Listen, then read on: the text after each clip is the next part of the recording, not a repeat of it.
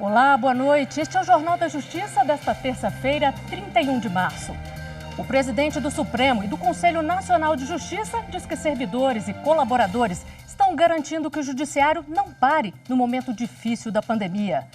O ministro Dias Toffoli, como Corregedor Nacional de Justiça em exercício, também suspendeu o pagamento de verba extra prevista em portaria do Tribunal de Justiça do Ceará para trabalho remoto.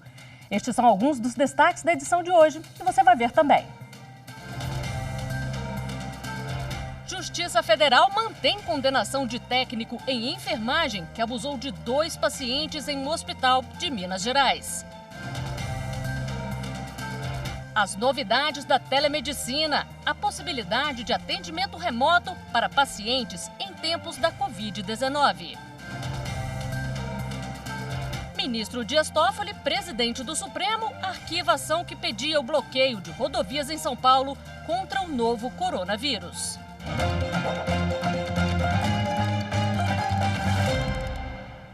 O Conselho Nacional de Justiça realizou hoje a primeira sessão por videoconferência.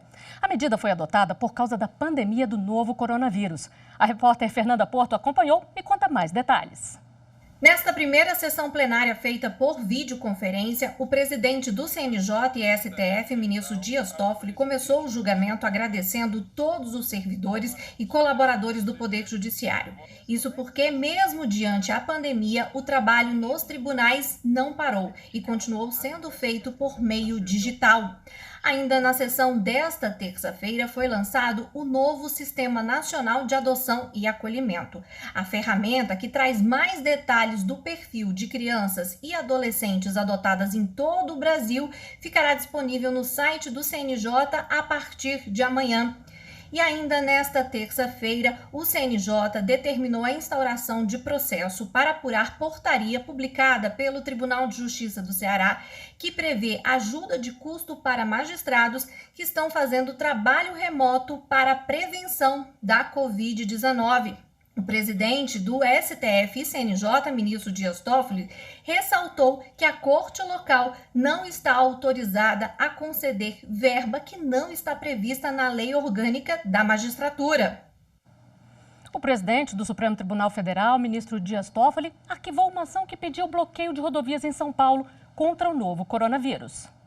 O Ministério Público de São Paulo havia conseguido em primeira instância o bloqueio de trechos das estradas da região de Caraguatatuba, no litoral de São Paulo. A justificativa era evitar a circulação de pessoas e a propagação do novo coronavírus. O governo do estado de São Paulo recorreu ao Tribunal de Justiça Estadual, que liberou a circulação das estradas por considerar que o bloqueio prejudicava justamente o combate à doença. A decisão do TJ paulista foi mantida pelo presidente do Supremo Tribunal Federal, ministro Dias Toffoli, que arquivou o pedido de bloqueio das estradas. Já o ministro Marco Aurélio encaminhou para a manifestação da Procuradoria-Geral da República notícia-crime apresentada pelo deputado Reginaldo Lopes, do PT de Minas Gerais, contra o presidente Jair Bolsonaro. O parlamentar pede que a PGR denuncie Bolsonaro por crime de infração de medida sanitária que resultaria em prejuízo comum. Na petição, o parlamentar afirma que atitudes adotadas por Bolsonaro incentivam a população a descumprir o isolamento social recomendado pela Organização Mundial da Saúde durante a pandemia da Covid-19 e cita como exemplos a participação do presidente em uma manifestação na Praça dos Três Poderes e a adoção de expressões como histeria, gripezinha e resfriadinho para se referir à pandemia.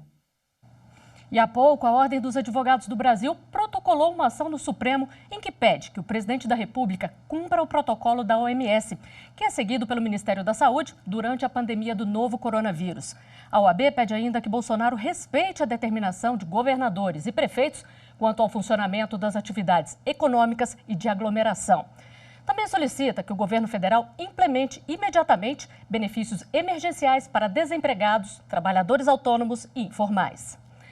E o Supremo Tribunal Federal vai realizar em abril as primeiras sessões por videoconferência da história da Corte. Sobre isso, a gente conversa com a consultora jurídica da TV Justiça, Karina Zucolotto. Boa noite, Karina. Conta pra gente como que isso vai funcionar.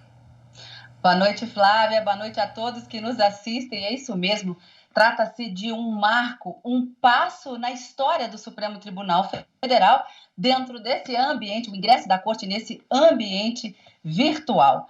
A partir no dia 15 e no dia 16, as sessões plenárias do Supremo serão em ambiente completamente virtual, sendo exibidas ao vivo a partir das 14 horas esses dias, por meio de videoconferência. A decisão foi proferida pelos ministros numa resolução tomada em sessão administrativa da semana passada e o despacho convocatório do ministro Dias Toffoli é assinado na data de hoje. E o objetivo justamente dessas sessões por meio de videoconferência é evitar a circulação de pessoas pelo tribunal como uma forma de prevenção e combate à proliferação do coronavírus. A partir dessa decisão, então, dessa possibilidade de sessões plenárias por meio de videoconferência, os ministros poderão proferir os seus votos em tempo real, ao vivo, por meio desse instrumento, dos seus próprios computadores. O Procurador-Geral da República também terá a chance de participar diante desse mecanismo inovador aqui na Suprema Corte. Como a gente vem dizendo desde a semana passada, advogados, procuradores e defensores públicos que pretenderem fazer sustentações orais nessas sessões transmitidas por videoconferência também poderão encaminhar as suas sustentações orais, mas, para tanto, é preciso que haja uma inscrição e o preenchimento de um formulário digital já disponível no site do Supremo Tribunal Federal, no prazo de até 48 horas antes da data do julgamento. Toda a sociedade e a imprensa também poderão acompanhar essas sessões jurisdicionais, sessões de julgamentos realizados por meio de videoconferência, por meio do YouTube, e também a sessão será transmitida pela TV Justiça e Rádio Justiça. Segundo o ministro Dias Toffoli, desde o início da sua gestão, ele já havia solicitado ao Departamento de Tecnologia da Informação do Tribunal que verificasse a possibilidade de transmissões por meio de videoconferências, e está aí essa inovação que, a partir da segunda semana dos dias 15 e 16, nós teremos a oportunidade de acompanhar. E dentro dos processos que já estão pautados para essas sessões do Supremo Tribunal Federal, que serão realizadas totalmente por videoconferência, está uma medida, a decisão do ministro Marco Aurélio, da semana passada, que manteve a validade das medidas trabalhistas determinadas por uma medida provisória do governo federal, que para o ministro não seria o momento de se deferir uma liminar e que não haveria, a princípio, qualquer violação constitucional. Mas essa decisão está sujeita ao referendo, à ratificação do plenário do Supremo Tribunal Federal, e deve ser um dos assuntos a serem discutidos nessa sessão por meio de videoconferência. E hoje saiu, agora há pouco, a pauta das sessões plenárias que serão discutidas durante toda essa semana, mais em ambiente virtual. São 95 processos pautados para julgamento e os ministros já tiveram a oportunidade de iniciar o julgamento desde a meia-noite da sexta-feira, do dia 27 de março, e terão a chance de, até às 23 horas e 59 minutos da quinta-feira, dia 2 de abril, encerrar o julgamento de pelo menos 95 processos que estão pautados para sessões plenárias, mas que acontecem nesse ambiente virtual. Dentre esses 95 processos, um deles trata-se do referendo de uma medida liminar concedida pelo ministro Edson Fachin, que deu interpretação conforme a CLT e a Lei de Benefícios Previdenciários, para entender que o início da licença maternidade deve ser computado a partir da alta da mãe do hospital ou do recém-nascido.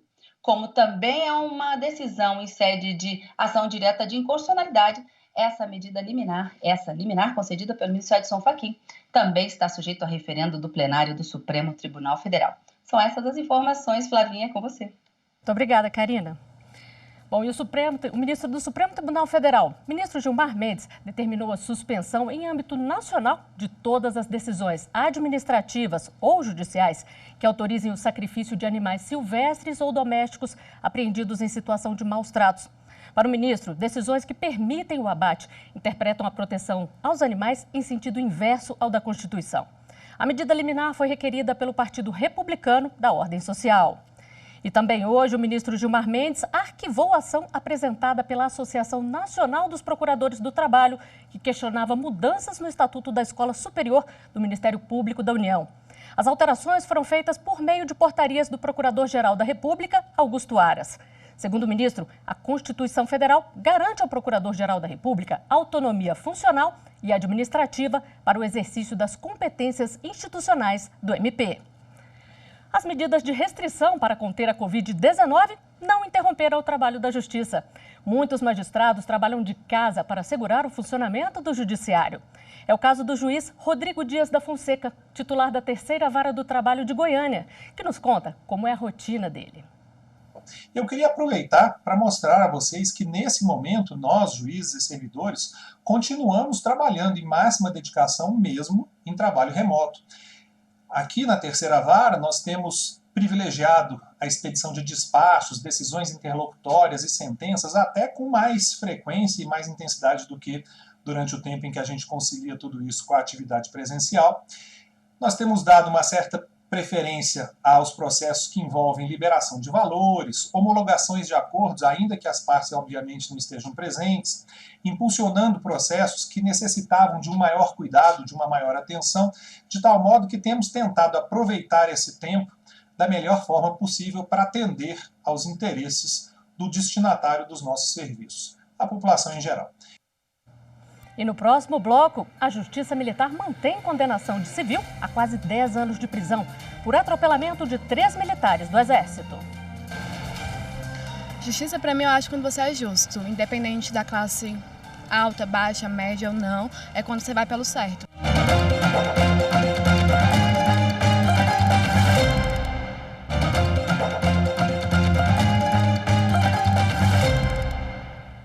Já são mais de 470 processos relacionados à Covid-19 tramitando no Supremo Tribunal Federal. Vamos agora conferir o painel que mostra dados atualizados com tudo que está em análise pelo STF sobre a doença. A gente confere aqui, olha, nesse momento são 472 processos, sendo que desses, 237 já tiveram decisão. O painel mostra como está o processo, quais são as ações mais pedidas. Aqui no caso a gente pode ver que é o habeas corpus. E se você quiser conferir, é só entrar no site do Supremo que tem mais informações e é atualizado a cada 5 minutos. E o Superior Tribunal de Justiça determinou que dinheiro recuperado em acordo de colaboração premiada seja usado em ações de combate ao coronavírus. O Ministério Público Federal fez o pedido de uso dos valores obtidos em um acordo de colaboração premiada no âmbito da Operação Calvário, que investigou fraudes na gestão de hospitais públicos. No STJ, o ministro Francisco Falcão aceitou o pedido e definiu que a verba seja destinada ao Ministério da Saúde para a compra de insumos médicos hospitalares emergenciais, principalmente aparelhos respiratórios e também materiais de proteção para os profissionais da saúde. O ministro destacou que essa destinação dos recursos corresponde à resolução do Conselho Nacional de Justiça, que definiu uma série de orientações para o enfrentamento da atual pandemia do coronavírus. Os valores vão ser distribuídos para Paraíba e para o Rio de Janeiro, onde o dinheiro foi desviado pela atuação criminosa. O acompanhamento do emprego dos recursos será feito pelo MPF. Em Santos, litoral de São Paulo, dinheiro recebido de indenizações por dano ambiental será destinado a medidas de prevenção à Covid-19. O dinheiro será um apoio essencial para ações de prevenção e também para atender pacientes infectados pelo coronavírus. No total, serão liberados R$450 mil. 50 mil vai para o Distrito Sanitário Especial Indígena, para a compra de materiais básicos como máscaras e álcool em gel. E o restante para a Prefeitura de Santos, que irá utilizar na compra de leitos hospitalares e melhoria dos locais que estão recebendo os doentes. O dinheiro é fruto de indenizações pagas por dano ambiental pelas empresas Transrol e Aliança que atuam no setor de navegação e foi liberado depois de solicitação feita pelo MPF, que atendeu ao pedido dos órgãos que serão beneficiados e que deverão prestar contas desse dinheiro nos autos do processo. E o Superior Tribunal Militar manteve a condenação de um civil a quase 10 anos de prisão. De acordo com o processo, ele esteve envolvido no atropelamento de 3 militares do Exército. Esse caso chegou ao Superior Tribunal Militar porque a Defensoria Pública da União questionou a decisão de primeira instância. Uma das alegações é a de que não há provas suficientes para condenar o civil a quase 10 anos de prisão pelo atropelamento de 3 militares do Exército. Em 2017, o civil estava num carro com outro homem em uma avenida no Rio de Janeiro, onde eles furaram um bloqueio da Polícia Militar. Na sequência, eles tentaram escapar de uma patrulha do Exército.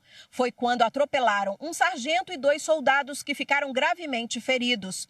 Os outros militares que estavam no local atiraram para evitar a fuga. O motorista morreu e o réu foi atingido na mão. O ministro revisor do processo, Odilson Sampaio Benzi, chamou a atenção para o fato do carro estar na contramão em alta velocidade e ressaltou outros detalhes do caso. Considerei, no caso, realmente não só os depoimentos da Polícia Militar, como o próprio material encontrado dentro do veículo, como armamento, munição e tal.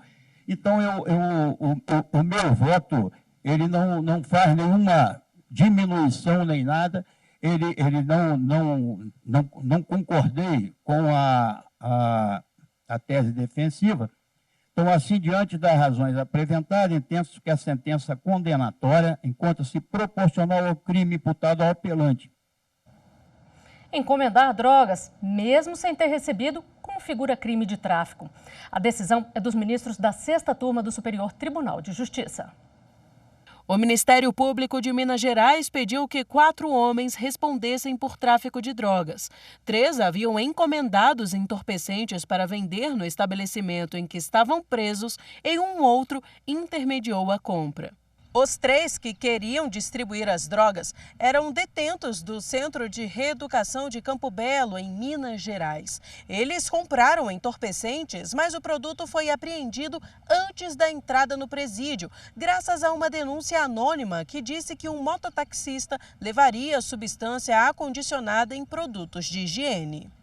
Pela entrega não ter sido efetivada, o Tribunal de Justiça de Minas Gerais entendeu que os réus não cometeram o crime. O Ministério Público recorreu, então, ao Superior Tribunal de Justiça, argumentando que a droga havia sido adquirida pelos detentos e o intermediário ofereceu, forneceu, preparou e remeteu a droga, ou seja, tinha a intenção de entregar o produto.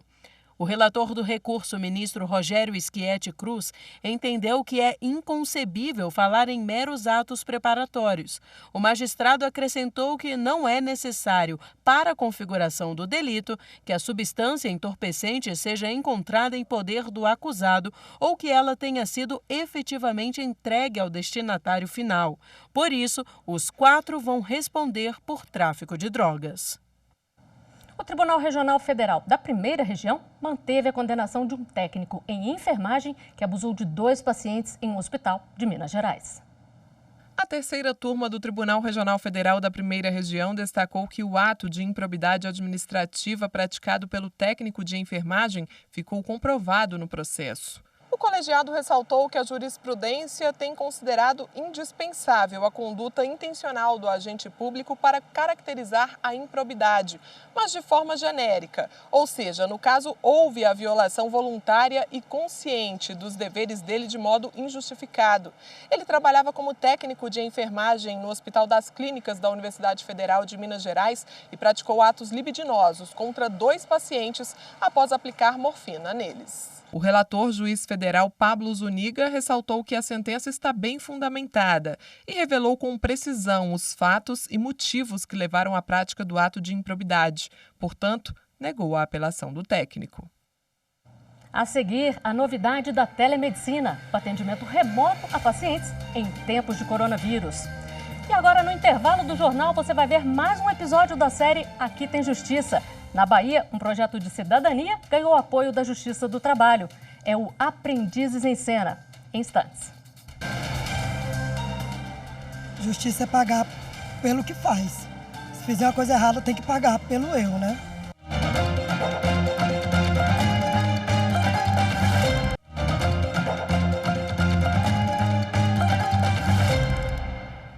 O Ministério da Saúde divulgou mais um balanço da Covid-19 no Brasil.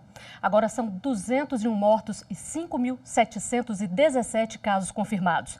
No momento, a taxa de letalidade do novo coronavírus no país é de 3,5%. Em tempos difíceis de pandemia, a tecnologia ajuda a encurtar distâncias e evitar a propagação da Covid-19. O Conselho Federal de Medicina reconheceu a possibilidade de atendimento médico à distância para diagnóstico da Covid-19. A decisão vale em caráter emergencial. A consulta médica pode ser feita pelo celular ou pelo computador. Dessa forma, o paciente segue as orientações da Organização Mundial de Saúde de evitar aglomerações e contato com superfícies que possam estar contaminadas pelo novo coronavírus. Quem já usou o serviço, aprova. E não estou podendo ir nas consultas, mas aí eu estou sendo acompanhada pelo endocrinologista e o nutricionista pelas videochamadas, né? As videoconferências, que está sendo muito bom. Porque eu não posso ficar sem as medicação e o nutricionista está me orientando com a alimentação. Essa nova forma de atendimento foi reconhecida pelo Conselho Federal de Medicina e pode ser feita de 3 formas. Teleorientação, quando o paciente entra em contato com a unidade de saúde para pedir esclarecimento sobre alguma dúvida, teleconsulta e telemonitoramento. Então, a teleinterconsulta ela seria realizada entre 2 médicos, um estaria fisicamente presencial com o paciente e o outro de forma remota, via virtual, enfim, à distância. E trocariam informações, definiriam condutas, diagnósticos e alguma intervenção se necessário nesse paciente. O telemonitoramento é extremamente importante porque a gente consegue, através dele, fazer acompanhamento dos pacientes com suspeita do Covid-19 e avaliar os sintomas a partir daí. Apesar da facilidade para exercer a telemedicina, é preciso estrutura e investimento, como explica essa advogada. É importante destacar que o poder público vai ficar responsável pelo custeio das atividades realizadas exclusivamente pelo SUS. No entanto, em caso dos atendimentos particulares, foi determinado que o médico informe ao paciente todas as limitações da telemedicina e que o paciente também custeie por essas consultas particulares. Com relação ao ressarcimento dessas consultas particulares pelos planos de saúde, ainda existe uma omissão.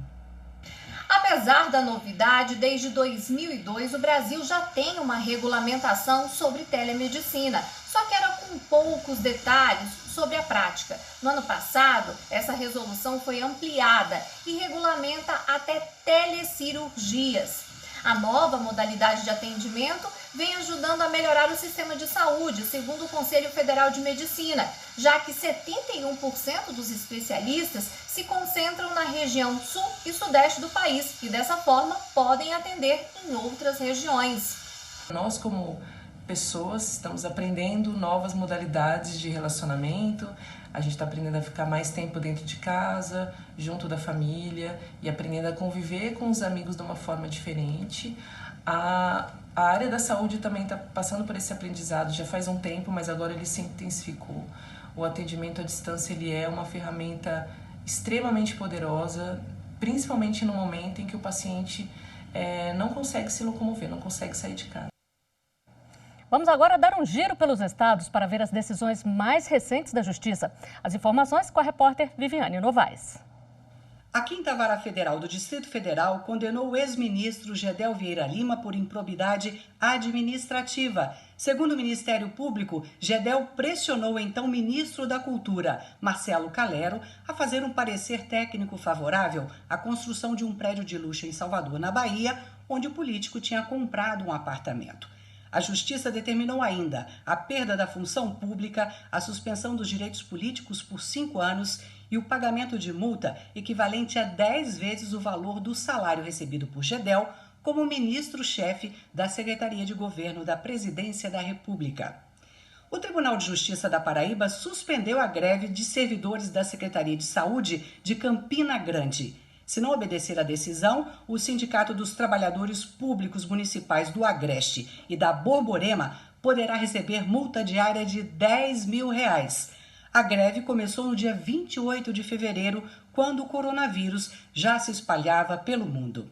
E a Advocacia Geral da União defendeu no Superior Tribunal de Justiça a portaria que suspende visitas, atendimentos de advogados, atividades educacionais, de trabalho, assistência religiosa e escoltas nas penitenciárias federais por 30 dias. Essa portaria é questionada no mandado de segurança que está no STJ. Segundo a AGU, cabe à União zelar pela saúde dos custodiados nos estabelecimentos penais federais, sobretudo agora com a pandemia de coronavírus. O presidente do Tribunal Regional Federal da 2ª Região derrubou uma liminar que dava prazo de 96 horas para o presidente da República, Jair Bolsonaro, e o presidente do Congresso Nacional, Davi Alcolumbre, decidirem sobre a transferência dos recursos do Fundo Eleitoral para medidas de combate ao novo coronavírus. A AGU recorreu ao TRF2 para suspender a decisão da primeira instância, alegando que o entendimento da Justiça Federal do Rio geraria uma situação de grave lesão à ordem pública e à ordem administrativa, interferindo na separação de poderes, usurpando competências e colocando em risco a normalidade institucional do país. E o Jornal da Justiça de hoje fica por aqui. E não se esqueça, mande o seu recado ou sugestão de reportagem para o nosso WhatsApp, 61 99260 6116. Uma ótima noite para você.